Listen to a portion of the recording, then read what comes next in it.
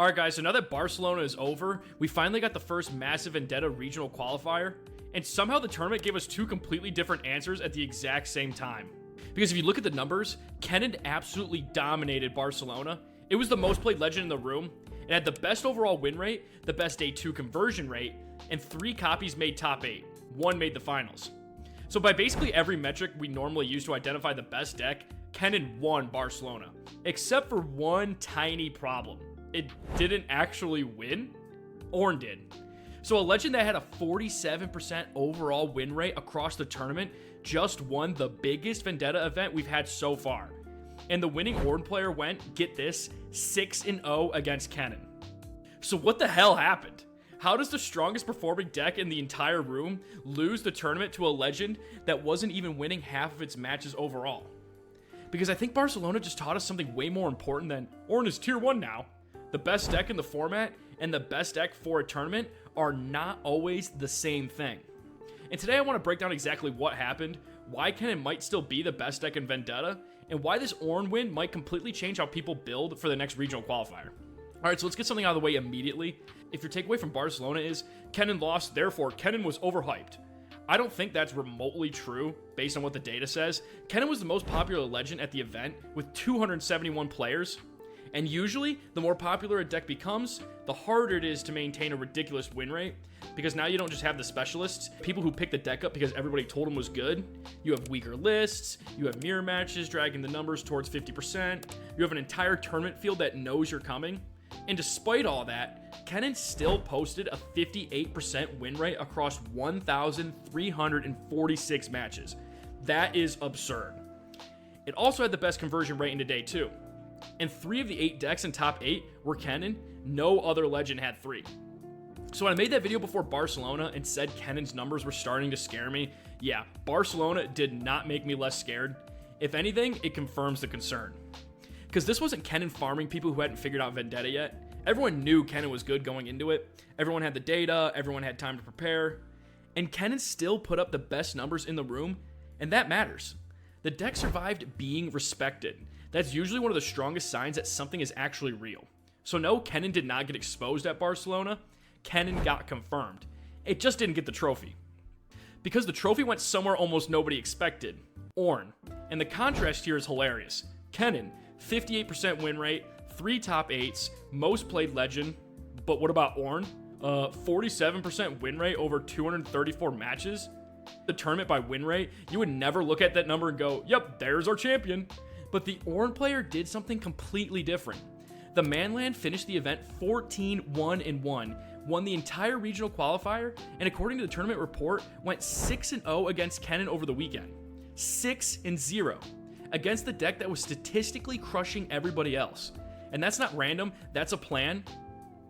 And this is where I think the tournament becomes way more interesting than just Ornn won, because Ornn as an overall archetype wasn't secretly broken. The overall Ornn numbers weren't even particularly good. This specific Ornn deck was built for the tournament that actually existed. That's a completely different thing, and it's exactly why blindly sorting a spreadsheet by win rate will never tell you the whole story. I think this distinction players overlook constantly. There are decks that are generically powerful, and then there are decks that are powerful because of what everyone else is playing. Kennen is the first category. The deck is just good, like everybody knows that. You don't need to know exactly what your opponent registered to understand why Kennen works. It has powerful engines, it has strong interactions, it has a refined shell, its numbers prove that. But Ornn at Barcelona looks much more like the second category. The winning list wasn't trying to beat every hypothetical Riftbound deck equally, it was just attacking the tournament. And that's a huge difference. So let's say I give you 2 decks. Deck A has a 55% matchup into basically everything. That's like incredible.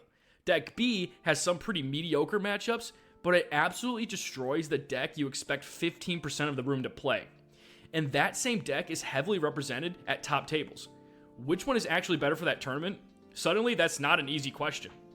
And this is where tournament preparation gets deeper than what is S tier. A tier list tells you what decks are generally strong. It asks, what am I actually going to play against if I want to win this event? The Manland answered that question correctly, and he got a regional qualifier trophy for it. And there's another part of this that makes the win even more interesting. This wasn't just someone taking the standard Ornn deck everybody knew, getting good pairings, and running hot. The tournament report specifically calls out how unusual this Ornn build was. Ornn had made some top 8 appearances before Barcelona, so the legend wasn't completely dead, but the common perception was that the metagame wasn't particularly friendly to him. There's gear removal everywhere, the format can be fast, and historically, Ornn hasn't exactly been the poster child for aggressive scoring. But this list changed that. Instead of leaning into what people expected Ornn to do, the winning build was much more aggressive. It was trying to score, it was trying to pressure, it wasn't interested in sitting around for 15 turns, proving that it had the most value. And even the champion choice was unusual enough that the tournament report specifically called it out. That's something I love about this result. The answer to Kennen wasn't, find the next equally broken control deck. It was, change the axis of the game. Make Kennen answer something different. Force the matchup into a game it doesn't want to play. And clearly, that worked. People use the phrase break the meta constantly. Usually it means I changed 4 cards in a tier 1 deck, and come on, that's not breaking the meta. What happened here is much closer. Everybody enters Barcelona asking, how do I beat Kennen? Some players change sideboard cards, some adjust the interaction, some just register Kennen themselves. Just join the dark side. And then somebody shows up with Ornn, goes 6-0 to the deck everybody is terrified of, and wins the whole event. That's the real meta game break.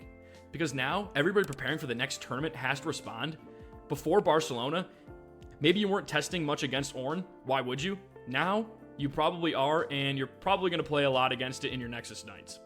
Which means the exact deck that won Barcelona immediately becomes a little worse because the surprise is gone. People can study the list, people understand what it's trying to do, Kennen players can adjust, sideboards change, and that's why I would be really careful about immediately saying Ornn is tier 1, so copy the list. Maybe that's true, but that's not actually what Barcelona proved. Barcelona proved that this Ornn deck was incredible against this tournament. Another aside that I want to say too, a big part about this game, and if any of you come from League of Legends, is actually sticking on one legend and trying to master that legend can be way better than just playing the meta slave deck the whole time. So anyhow, those are not the same statement. And the Riftbound.gg tournament report even makes basically the same point. Once the list is public and everyone can prepare for it, repeating the exact same results become much harder.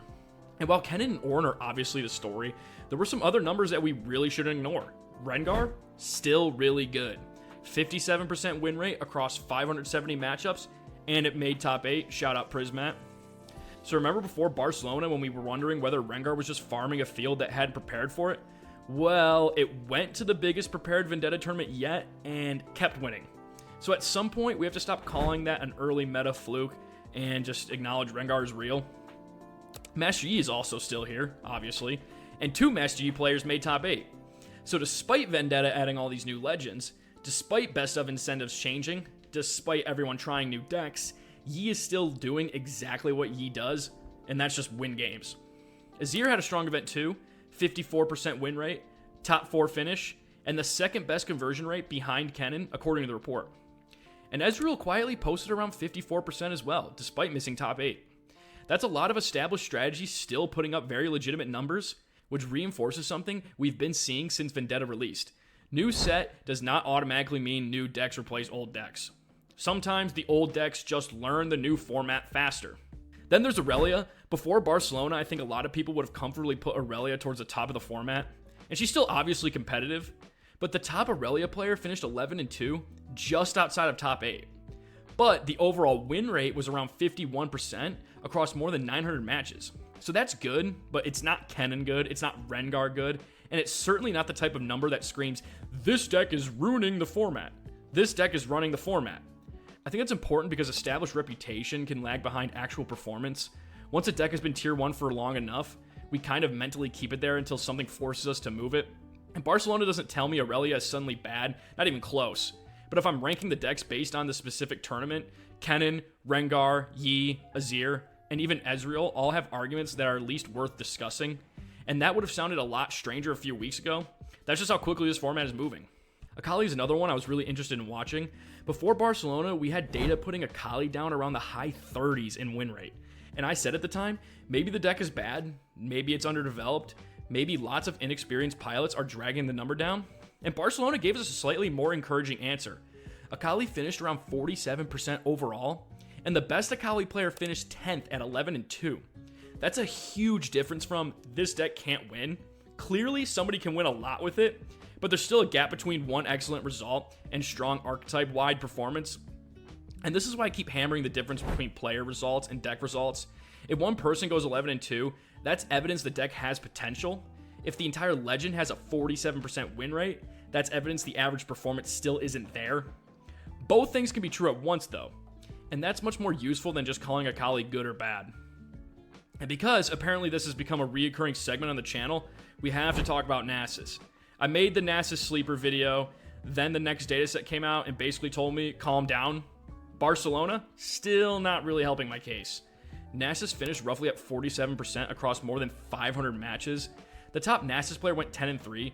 So once again, the deck is clearly capable of putting up a strong individual run, but overall, the numbers aren't saying tier 1, at least not yet. And I'm actually glad we're seeing examples like Nasus and Akali alongside Kennen, because it shows why popularity, peak finish, and overall win rate are completely different measurements. A deck can have one great pilot, a deck can have a bunch of players, a deck can have an amazing win rate. Those aren't automatically the same thing. Kennen had all three. That's why Kennen's Barcelona performance stands out so much. Now we get to the question everybody actually cares about. Is Kennen the best deck in Vendetta? After Barcelona, I think the answer is probably yeah, come on. At least based on what we know right now. And before somebody comments, but Ornn literally beat it. Okay, I know, that's the whole video.